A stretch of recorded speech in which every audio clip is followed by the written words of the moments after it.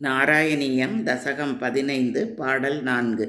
விமலமதிருபாத்தைஹி ஆசனைத்யைர்மதம் ஷம் கருடசமதிரூடம் திவ்யபூஷாயுதாங்கம்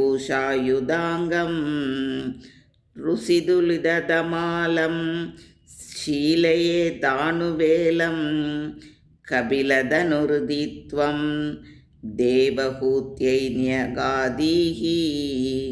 விளக்கம்: மாசு நீங்கிய மனதை உடையவன் கை கொண்ட ஆசனம், பிராணாயாமம், பிரத்யாகாரம், தியானம், தாரணை முதலிய யோக சாதனங்களால் கருடன் மேல் எழுந்தருளிய என்னுடைய மூர்த்தியை திவ்ய ஆபரணங்களாலும் ஆயுதங்களாலும் அலங்கரிக்கப்பட்டு தமாலம் போல் நீல வர்ணத்துடன் பிரகாசிப்பதை வேளைக்கு வேளை தியானிக்க வேண்டும் என்று கபிலமூர்த்தியான நீர் தேவகௌதிக்கு உபதேசித்தீர்.